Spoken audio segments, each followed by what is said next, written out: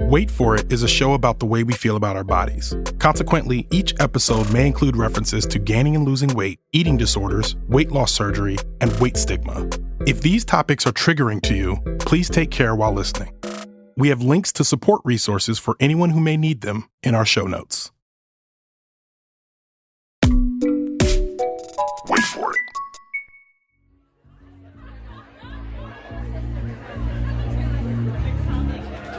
Hello, how's everyone doing? It's Friday. I love that energy. My name's Stephen Davey. I'm the senior producer here at WBUR City Space. Thank you all for coming out. A beautiful, warm October, now November. As you may know by now, we did multiple live shows in November. The first one was in Washington, D.C. with Tigress Osborne. The second was in Boston with Lindy West. Who's ready for Wait For It? All right, Ronald Young Jr. Hello. Hello. Hello. Okay, so you know who I am. Obviously, you know who Lindy West is. Make some noise for Lindy West. Thank you for the noise. Make some noise for Ronald.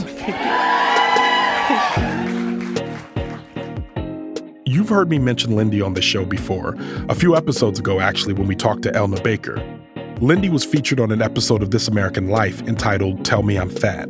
She's written about being fat and fat acceptance for many years, but was known as one of the leading voices in the space when she wrote her book Shrill Notes from a Loud Woman in 2016. I wanted to talk to her because a lot had happened in the time since her book was released, and a lot of these discussions on bodies went mainstream. Shrill came out, you wrote the book in May 2016. So that was about 8 years ago. Yes. So let's think about what happened since that time. So the book came out in May. Mm-hmm.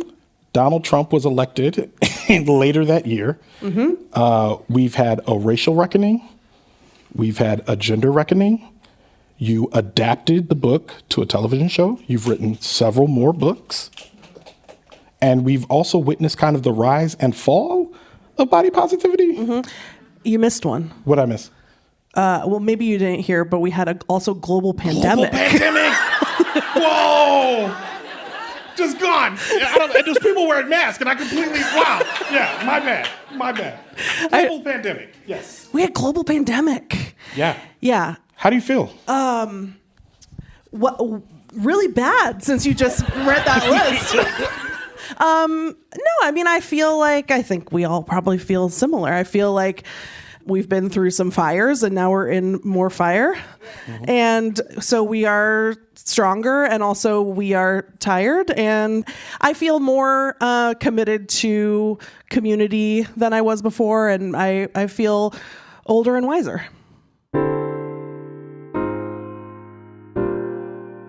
In today's episode, we have a full conversation with Lindy West.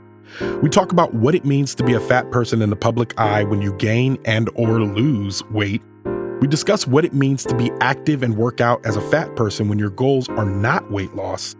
We even get specific and talk about what it means for Lindy to be a role model to other fat people when she doesn't always feel her best.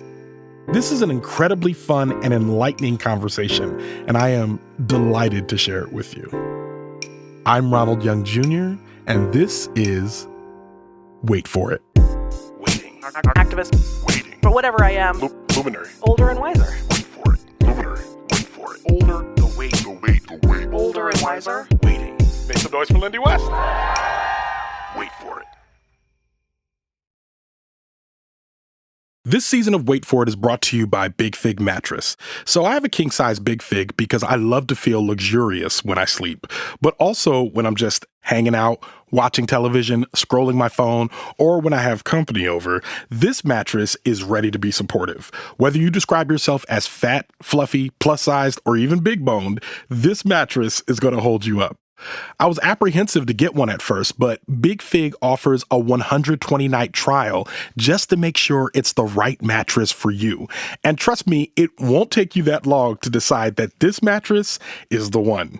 Go to the link in our show notes and take the Bed Builder quiz to get exclusive discounts on your new Big Fig.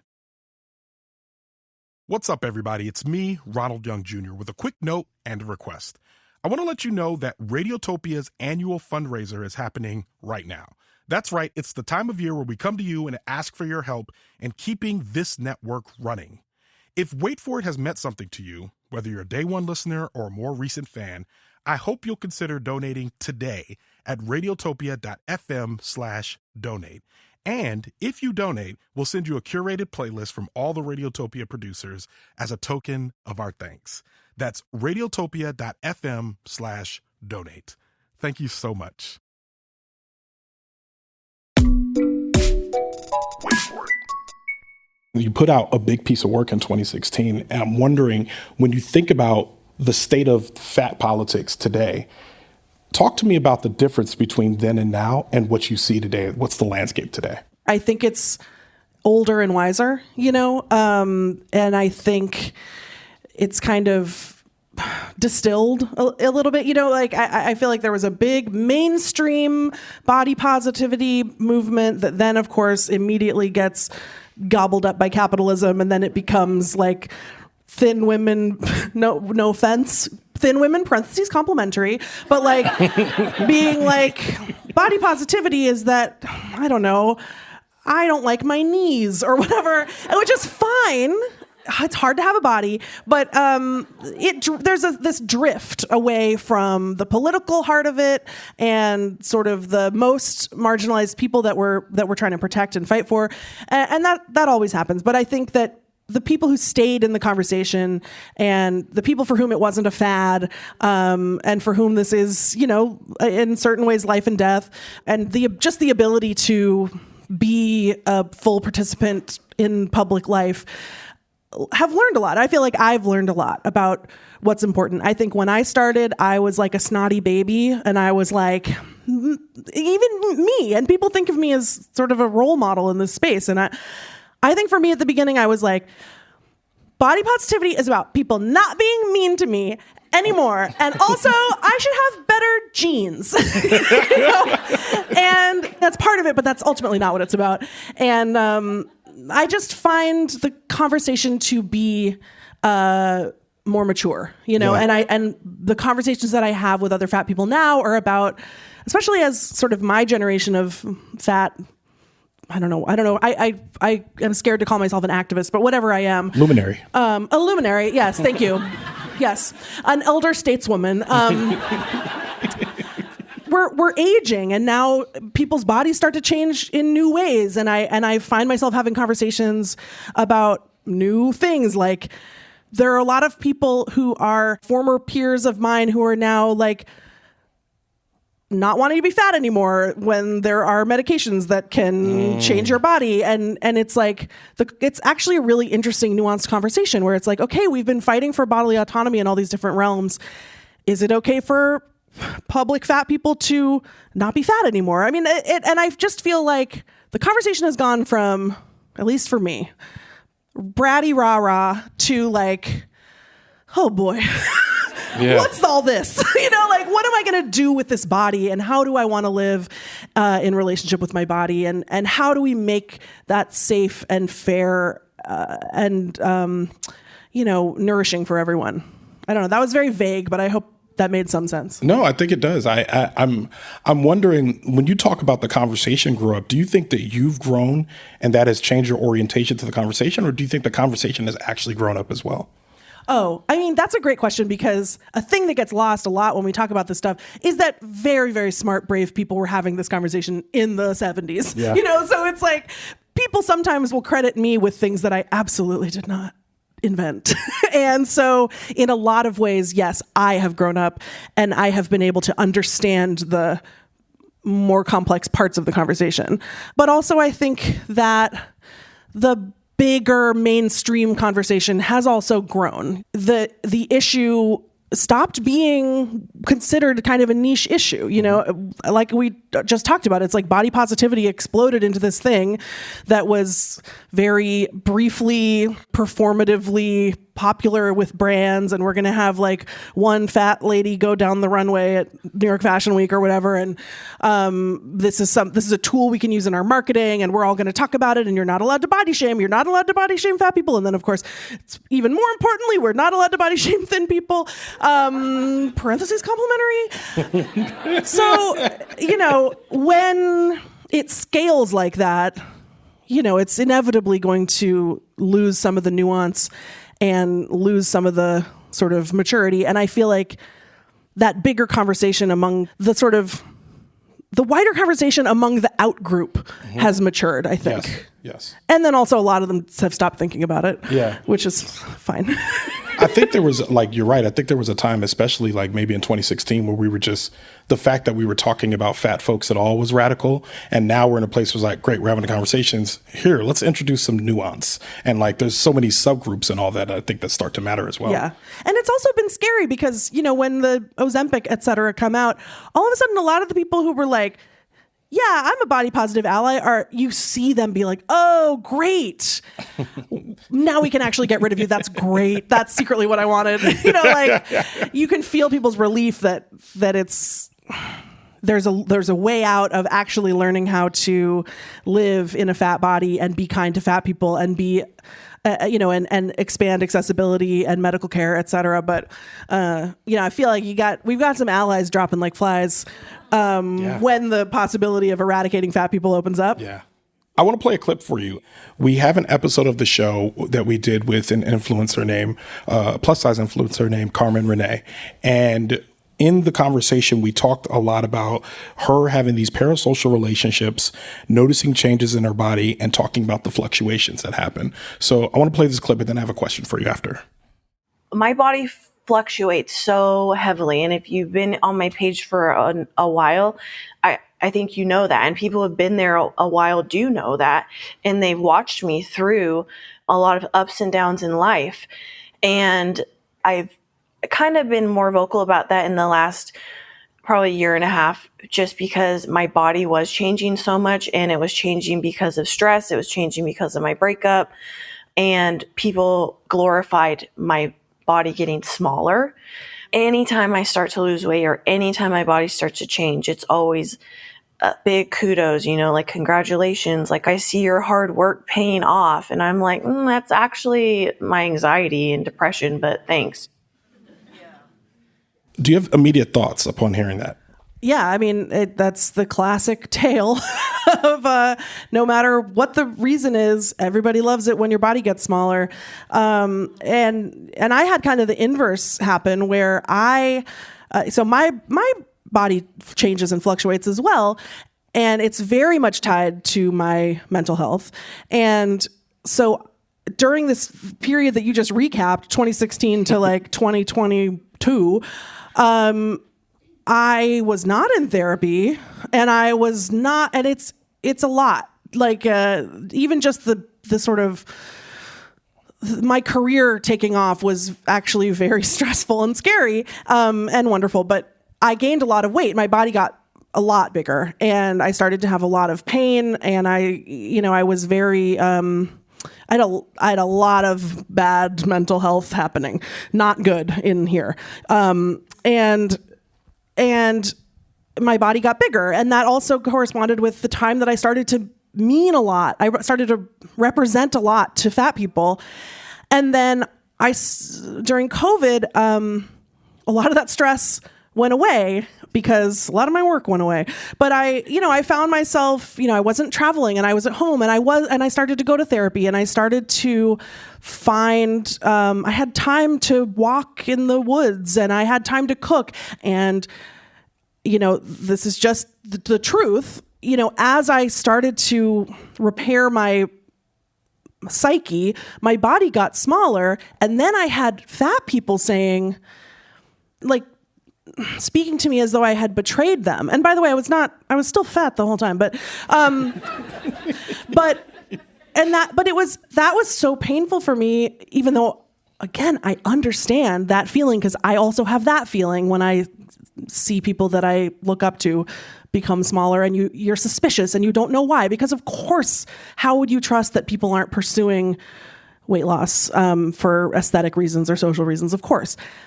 But I just remember feeling like I only meant something to you when I was sad, and when I was absolutely broken inside. And now that I'm healing myself in certain ways, and it happens to be correlating with my body changing, You want me to go back to being that person who was not surviving well. It's just really complicated. And the moral of the story is not, don't have complicated feelings about other people's bodies. But with this Ozempic stuff, it's been very hard to watch fat influencers, people who have built their brands on being on fat people's money, suddenly becoming weight loss influencers. Like, that's very hard. But in general, just making assumptions and value judgments about why people are fat, praising them for being thin or loving them more for staying fat, it's all very fraught. And it's, and when I talk about maturity, I feel like 10 years ago, I would have been like, weight loss is betrayal. And now that I'm older, I know that life is so much more complicated than that. And then, by the way, I got totally fat again because I got very depressed. And now, and it was like, and that's not that everyone's fatness correlates with depression, but for me it does, because when I get depressed, I just have to like sit perfectly still and like eat candy. Oh, and I was diagnosed with an eating disorder, by the way. So anyway, all this stuff is wrapped up, and the moral of the story is, oh my God, just let people live. Yeah. Except when you get into that intersection of commerce and fatness, and when you have built your brand selling people fat positivity, and then you start to try to sell them weight loss, that's bad. Yeah. Don't do that. But I didn't do that. I'm just living in this body and trying to figure out what to do. I think, like, you're right. I think being on that roller coaster and knowing that bodies change is like, it's a truth that sometimes I don't think we really like engage with that truth very often. But I mean, let's talk about the Lizzo of it all, because I feel like, oh man, is this a safe space? Oh my God. All right. So anyway, so let's talk about the Lizzo of it all. So I feel like one thing is, like, and Carmen mentions this, is that people are in her comments, encouraging her because she lost weight. And I'm looking at Lizzo, and I think it doesn't bother me that she's losing weight. I do not care. What bothers me is what I'm reading, because when I'm reading that, I'm like, I am confronted with this. They're like, yeah, that's right. Yeah, you get that work. That's right. Get it done. And I'm like, I don't think that she needs that from y'all. And I don't even know if that's what she's looking for. So you're in the public eye, and I'm sure like you've had those same comments. What is it like to like experience that, you know? Yeah, I mean, I think it's very alienating to, and this has been a huge problem for me, to feel like your body is a public commodity and other people get to tell you what's good and bad about it and what you should do with it. And, and this is what we complained about with diet culture. It's like, please get your dirty mitts off of my, please don't touch me. Don't tell me what to eat. Don't tell me that I am obligated to exercise in a certain way or whatever. So I totally get that. And I also think it's really hard, even people who do pivot to weight loss content, to selling weight loss, which is so destructive. It is so destructive to all people. And it's just an industry. It's a $1 billion industry that wants your money by keeping you miserable for your whole life, to sell you products and to keep you small and quiet and tired and hungry. But even people who do pivot to weight loss content and to, diet culture, how can I condemn them completely when I spend all my career cataloging all the ways that we make it impossible to live and thrive in a fat body? It is so hard. It's so hard to,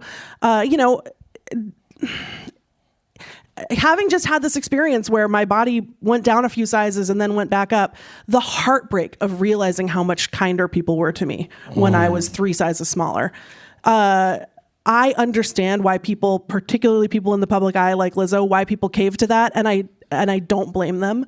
But I think that's why the important thing is to keep your eye on the ball of broader culture change.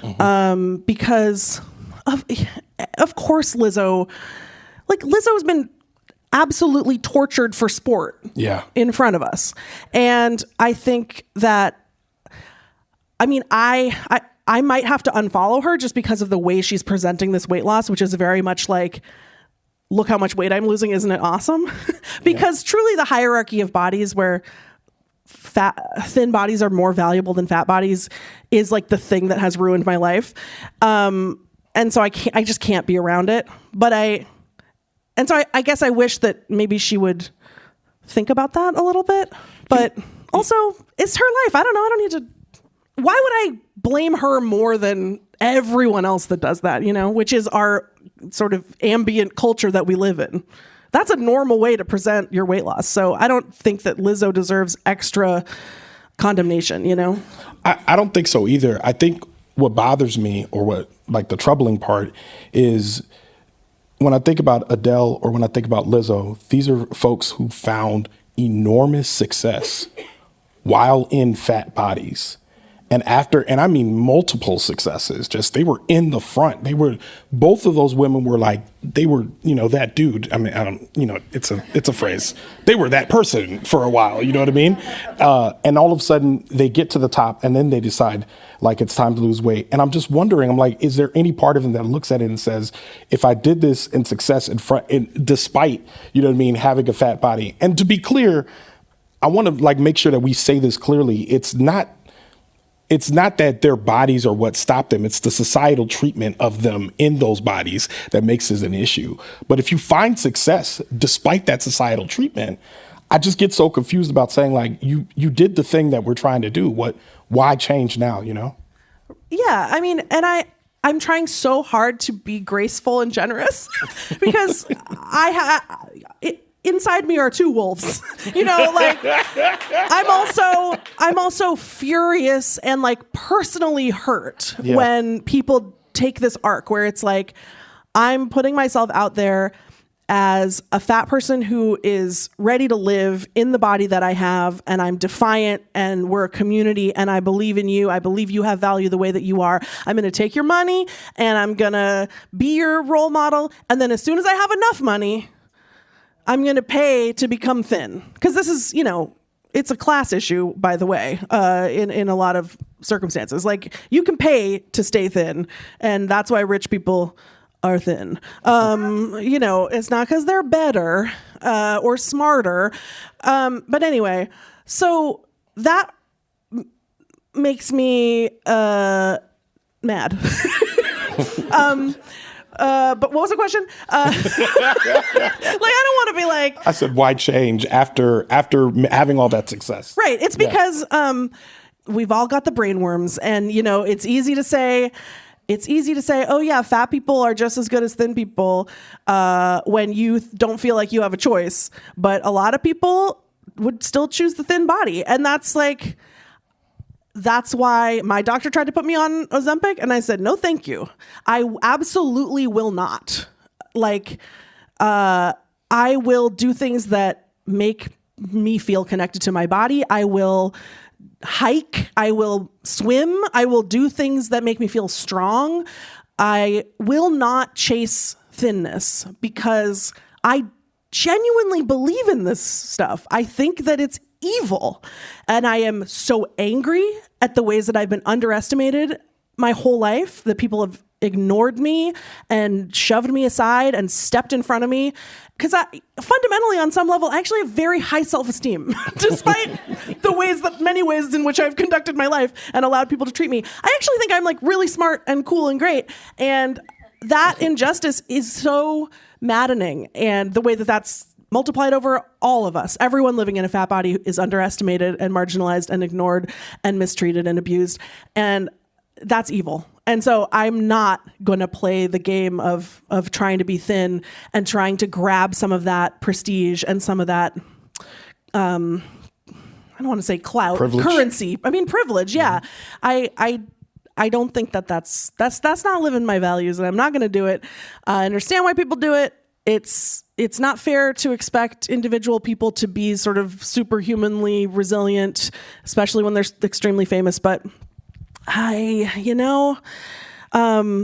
think it's easier said than done to live your whole life in a fat body, especially when everyone's looking at you all the time. So, but I don't think that you can, I actually don't think that you can pursue deliberate weight loss without being on some level endorsing that body hierarchy. It just does. That's what that means. That is what that means. If you think that you look better when you're thinner, that means that you think that thin people are better than fat people, and they're not.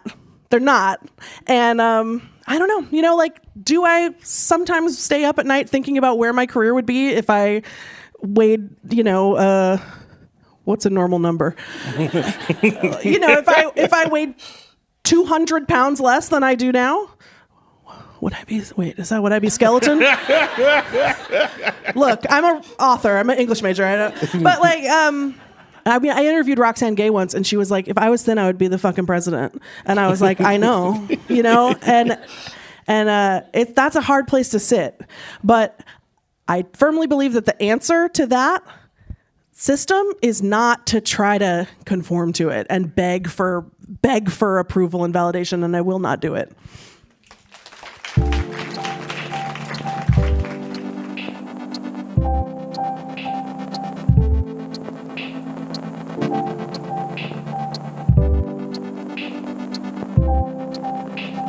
Wait for it. This season of Wait For It is brought to you by Big Fig Mattress. I've been sleeping on a Big Fig for nearly 2 years now, and let me tell you, this mattress is fantastic. As a bigger guy, I've had problems in the past with mattresses that sag over time, but that's not an issue I've had with Big Fig. From the first time I laid on it, I could tell the difference in support. It held me up without being uncomfortable or hard. It has an extra firm mattress edge that gives a bit of a larger sleep surface. It also has something called thermogel cooling technology that, as a person who is almost always running hot, keeps me nice and cool while I sleep. But also, Big Fig is now more than a mattress company. I recently got a hold of their sheets, pillows, and my personal favorite, a big old fluffy adjustable body pillow. Yes, I said adjustable. You can remove some fluff and make it as soft and squishy as you would like. All of these items are now available on the Big Fig website, and you can bundle multiple items and get discounts as you redo your entire sleep system. Go to the link in our show notes and take the Bed Builder quiz to get exclusive discounts on your new Big Fig.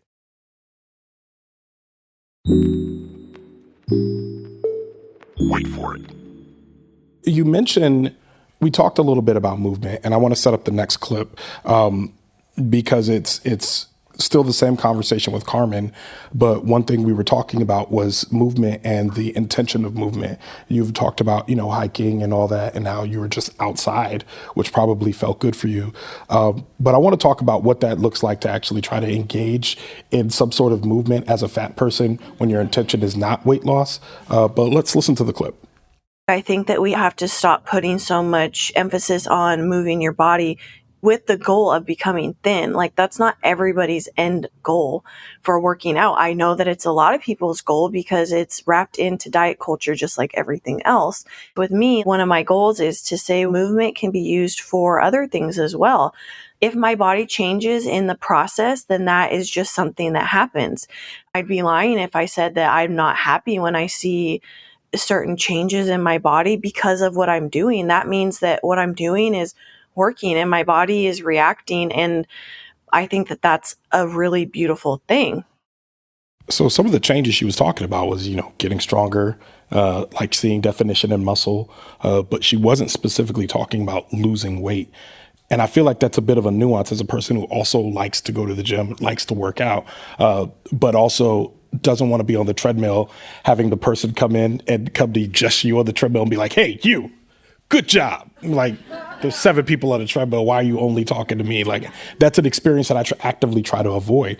Like, how do you manage the relationship between like movement for reasons other than weight loss and other people just seeing a fat person moving and making assumptions?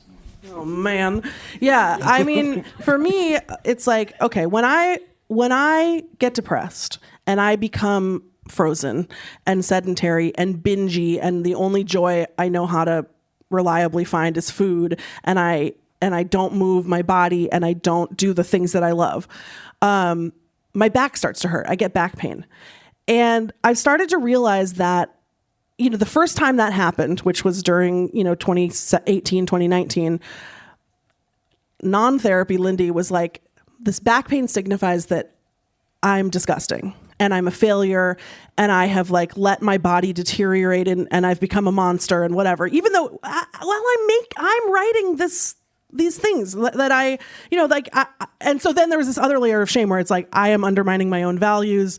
I am evil too, and this is sort of happening to me again. I am currently having the back pain of mental health problems. And it's so funny because this time around, I'm having this realization that it's like the back pain is a gift because I realize that I can focus on the back pain and be like, okay. So I just a couple weeks ago, I went and I swam laps for the first time in like 20 years.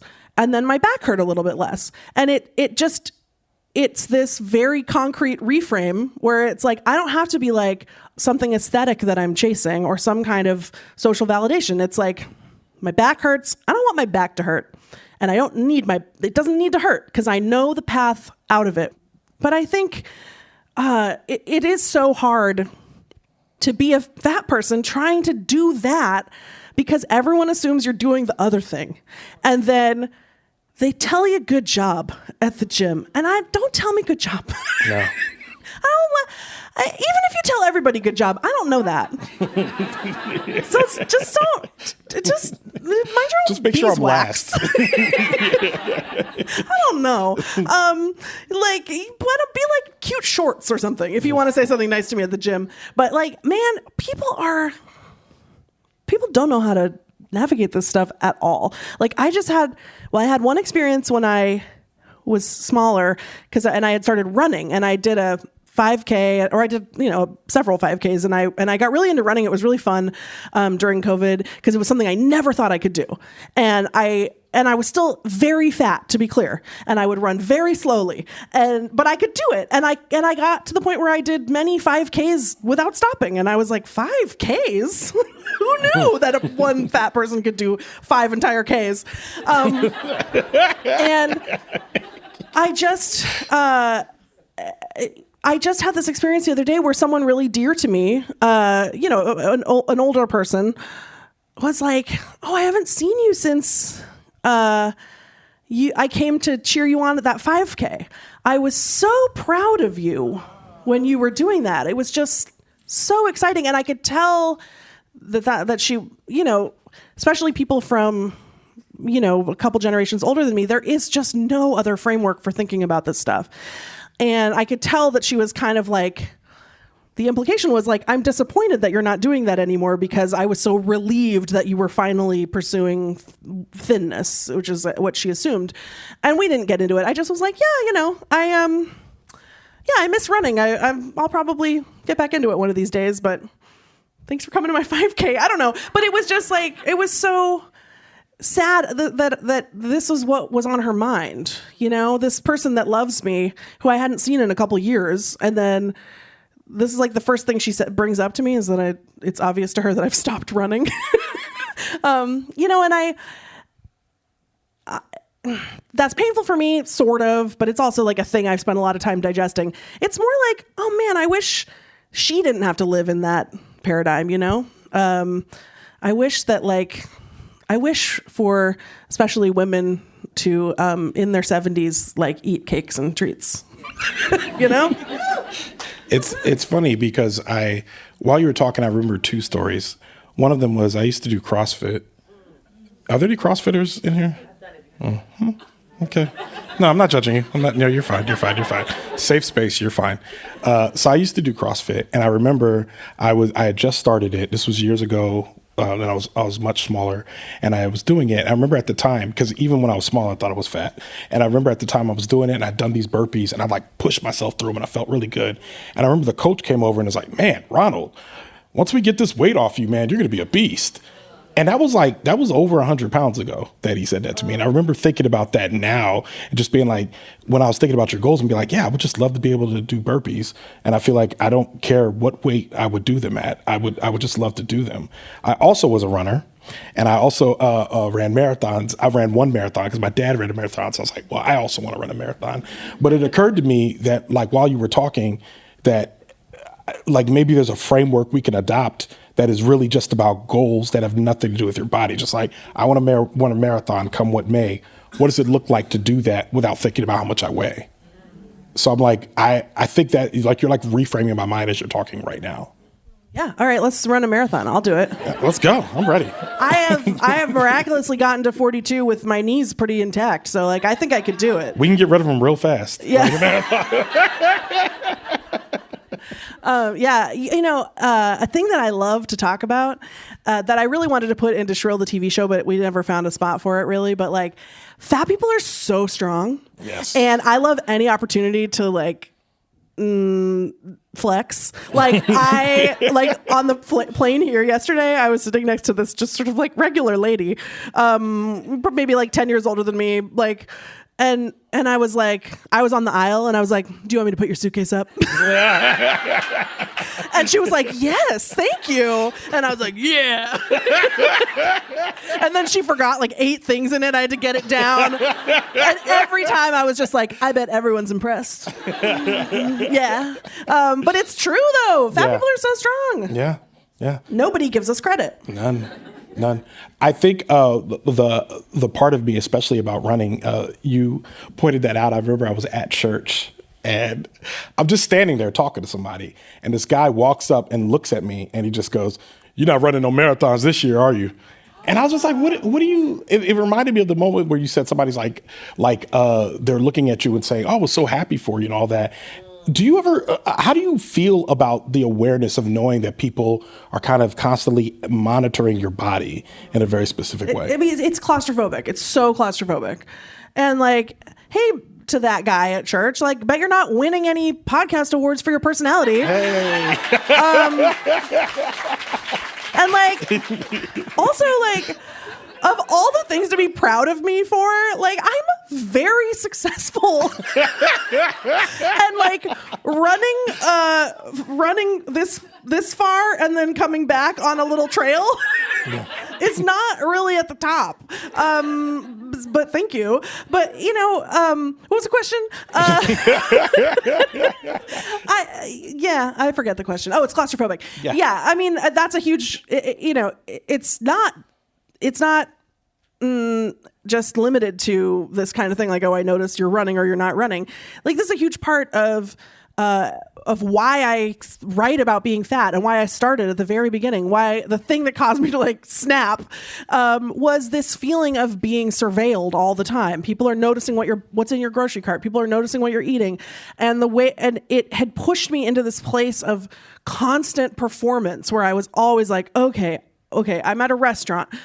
I have to think about how other people are going to perceive what I'm eating. And it is so alienating. And I got further and further away from myself, my actual self, and who I am and what I want. And that's part of what fucked up my relationship with food. I'm in treatment for disordered eating, and I'm like, I realized I have no idea how people eat. Like, I don't know. Every time I have therapy, I'm like, okay, so like, I'm so scared that I'm going to accidentally do toxic diet culture. Like, I'm like, okay, so if I have an apple, is that the real me, or is that diet culture forcing me to have an apple? And then the only thing that feels safe is to like have a defiant cupcake, even if I don't want it. And then I'm like in outer space, like what? And how do people make food choices? I have no idea. And that's all about like the feeling for me, it's the feeling of being watched. Mm-hmm. And so the body liberation process for me has been a lot of trying to protect myself from that feeling and live in spite of it and try to figure out what I actually want, which is very hard from in here, instead of masking and performing for the public, because it's like that. This is kind of a lot of what my next book is about. It's like, not to be woo woo, but like, it's kind of corrosive to the soul in a way to be performing your life for other people who hate you. So yeah, I don't know.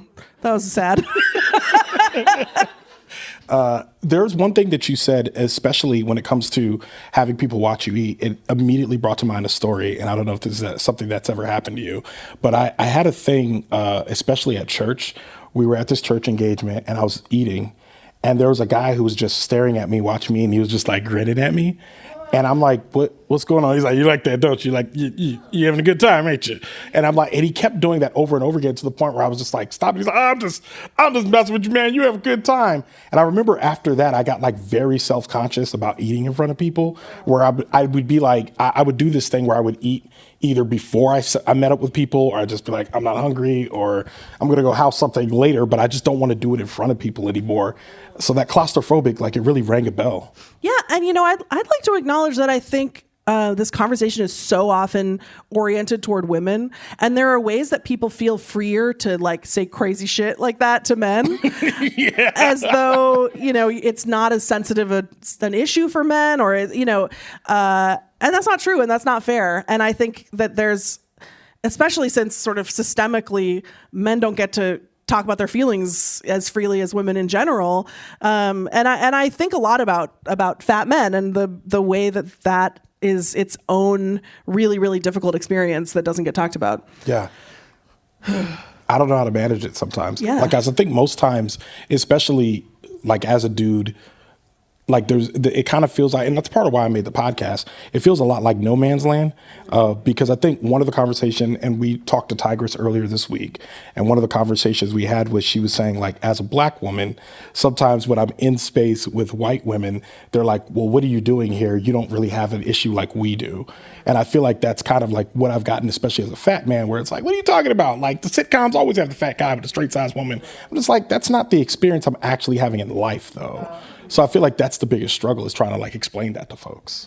Yeah, I bet. Yeah. Yeah, it's really important. Yeah. It's really important because I've spoken to a lot of fat men who feel super alone, and like this is a girls club, like a girls support group, and it doesn't need to be. I mean, obviously women are affected in a specific way, in the ways that women are already sort of commodified and slotted into this hierarchy, and women's value has so much to do with our aesthetic presentation, but like it's not less painful, I think, for everyone else.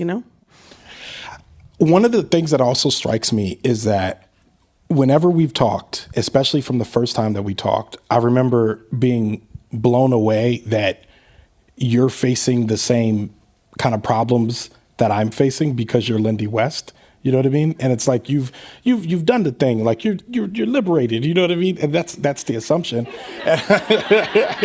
So yes, doing great. So, but I feel like it was comforting to talk to you and be like, oh no, Ronald, I am not doing well. I'm like, that's actually great, because I'm not either. That's my catchphrase. I'm Lindy West, and I'm not doing well. But I guess the thing that gets me is I wonder if you ever, when you think about that cage in terms of like claustrophobia and all that, when people think about liberation, they're thinking about you, and it means that you kind of like people are watching you a little harder to make sure that you're constantly liberated. So part of it is looking at the apple. I'm wondering if there are other instances of you just living your life, just being like, I'm Lindy. It doesn't necessarily mean I'm liberated. It's a process. What does it look like to actively work that process and be Lindy West? Oh, I don't know. It's like, I mean, it really, like, I got myself into a real pickle where I was like, I'm going to reject diet culture, and I'm going to live in my body. I'm going to be defiant, and I'm going to say, I'm my own person. I'm in charge of my life. And I think that I jumped into this conversation with a really binary mindset. And so then I became fat Lindy, who is gonna, there's a picture that the trolls loved to bring out where I did this photo shoot for some interview where and don't groan, because I think I pitched this. I was like, what if I'm like having a giant ice cream sundae? Because first of all, cute. Second of all, I would like to eat the prop at the end. And third of all, I really was sort of high on that defiance.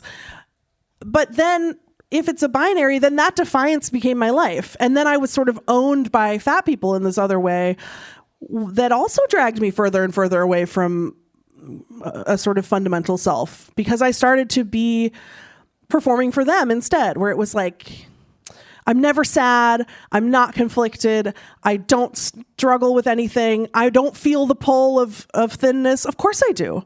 Of course, even I made my big speech earlier, but also when I was smaller, of course I felt a little thrill every day when I looked in the mirror and I was like, oh, who's she? Because we're all pickled, not to use pickle twice in the same story, but we're all pickled in that same brine, but that's the real stuff. That's the real meat of the stuff that you have to get into to do this work. But I didn't know how to do that in relationship with people who were really needing me as a symbol of something, and as a leader and as a role model, which I didn't. I mean, I've never thought of myself as like a person that had it together.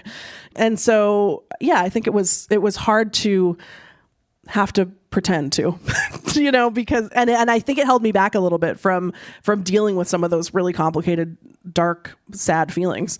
'Cause instead it was just like, yep, I'm the ice cream sundae lady and nothing can hurt my feelings. And I love my curvy wife, parentheses, myself.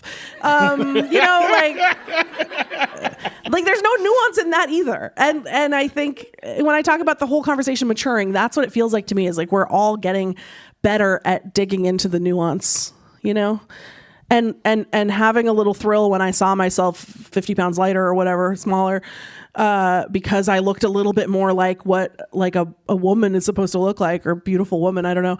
That doesn't actually change my values. That's just an inconvenient sort of side effect of living in this culture. And it's just, and I can't address it if I don't look at it. And if I don't admit it to myself. And so learning to find my way back to myself while still loving and caring for my community and making sure that I'm taking care of my community the best I can has made my work better, I think, and more honest. I think that honesty is never bad, I have a couple more questions, and one in particular is you have your podcast, Text Me Back, which, make some noise. You should all subscribe if you haven't already. Please. Please subscribe to the patreon.com/textmebackpod. You mentioned that part of making this podcast was you doing something that was just fun. Talk to me about like that, what that looks like to make that pivot. Yeah. I think, not to create a false equivalency or something, but I think that there's a way that in any kind of a marginalized identity, when you start making work about that becomes your brand. And I think it happens, oh God, I'm really stepping out of my lane, but I assume it happens to Black people. It's like, come on our show and talk about the Black perspective on this thing. It does. And I'm not, my identity is not, or like my fat is just a thing about me, and I have things to say about it because it affects my life, but I have all kinds of other interests. Like my dream as a little girl was not like, ooh, when I'm 35, I hope I spend all my time writing down all the death threats I've gotten from people who called me a hungry hog. You know what I mean? Like, why would I want that to be my life? My whole life is like living in the pain of the way that the world approaches me. I don't want my career to be my trauma. You know what I mean? Mm-hmm. And meanwhile, like, I'm actually a real weirdo who, like, here's what I like. Snakes. I like snakes. I like castles, dragons, knights, whatever, unicorns. I like mysteries. I would like to know about the haunted statue in your town. I would like, you know what I mean? Like, I am like a weird, like, sort of arcane freak. And I never got to do that because everyone was always just like, could you write about, how hard it is to find underpants that don't pinch at the waistband, like because of your butt that is so huge. And like, that was not my goal. I want to rank my top 10 snakes. You know what I mean? So at a certain point, I feel like in my writing about being fat, I got to this point where I was like, I said what I said. I don't want to write. How many different ways can I say this? How many different ways can I say this? Go ahead and read my back catalog if you would like to know what I think about being fat and the way that fat people are treated. And I think actually that me staying on the defensive and re-arguing this to you over and over and over actually undermines the message, because we will never move forward if we stay in a place of debate where, you never have to accept my point. So I kind of stopped doing that. And then I wrote like a silly book about movies. And thank you. It's called Shit Actually. It's available where books are. What was I saying? Oh, so then at a certain point I was like, man, I want to be my true self for some part of my career. And I have a really smart, funny, amazing friend from high school who is a lawyer in DC. And we cooked up this idea for a podcast where it was like, Lindy asks Megan questions about like how the government works, and we banter about it or whatever. We even recorded a pilot where I was like, Megan, what's a committee? Because I truly know nothing. And then Megan told me what a committee is, and we laugh and we joke around. And then we were like, what was the best part of that stupid conversation about committees was the part at the beginning when we talked about our dogs. And so then the podcast got more and more just like silly goose behavior. And then now that's all it is. And I realized it was so healing to just get to make a thing that is exactly me. And I don't have an editor, and I don't have anyone shaping this except for me and Megan. And it's been very fun. That's a long-winded way to say, I like it. I like doing it. Subscribe to Text Me Back. Yeah. I don't want to be fat. I don't want to be only like fat abortion lady. You know what I mean? I want to be snake castle lady. Lindy West, thank you so much for joining me. Thank you.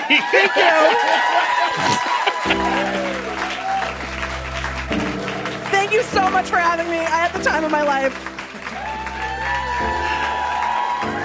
Give it up for Lindy West and Ronald Young Jr.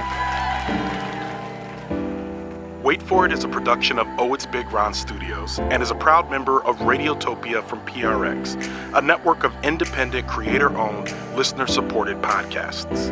Discover audio with vision at radiotopia.fm. This episode was produced and written by me, Ronald Young Jr., and was recorded live at WBUR's City Space in Boston. Our story editor is Sarah Deely. Sound design and mixing from the Reverend John Delore of Starlight Diner. Show art by Heather Wilder. Episode art by Andy J. Pizza. Theme music from Jey Red, with additional music from Mass Potential, The Artist DT, and the mysterious Breakmaster Cylinder. Special thanks to Lindy West, Stephen Davey, Candace Springer, Jessica Coughlin, Ben Brock Johnson, the event staff at City Space, and the rest of the kind folks at WBUR. You can follow me on Instagram, Threads, X, and TikTok at OhitsBigRon. That's at OhitsBigRon. You can find out more about this show and other OhitsBigRon Studios shows by following us on Instagram at OhitsBigRon Studios. If you have a story about weight you'd like to share with us, shoot us an email at weight@OhitsBigRon.com. That's WEIGHT@OhitsBigRon.com. Wait For It will be back next week. Thanks for listening. Wait For It. I've been having the time of my life just since the sound check started. We've been just gabbing, and it's truly been wonderful. So Thank you for having me. That's awesome. And this is real. I really have had a good time hanging out with you. So yeah, same. Yeah. You know, you meet people, celebrities, and you're just like, they're jerks. Lindy's amazing. So I'll say it on the record. True. I live up to the hype. Many are saying it.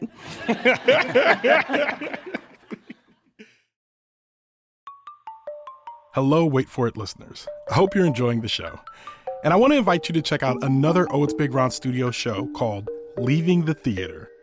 Leaving the Theater is a television and film review podcast that started with me reviewing movies as I walked out of the theater immediately after seeing them. It's now expanded to include me reviewing television and streaming titles on my couch as well. These are the freshest take on what we just watched, and it's a lot of fun.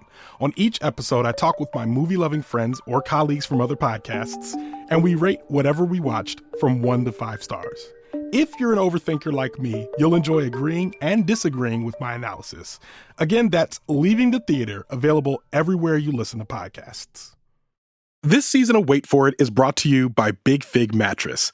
Now, I know there are other mattress companies out there, but Big Fig is specifically designed for fat folks. They've made a quality mattress that will last 20 years with a full replacement warranty and a 120-night trial just to make sure it's the right mattress for you. You know, sometimes when I travel, after a few nights of sleeping on those hotel beds, coming home to my Big Fig mattress is a vacation from my vacation. And listeners, you can have that vacation too. Go to the link in our show notes and take the Bed Builder quiz to get exclusive discounts on your new Big Fig. Radiotopia.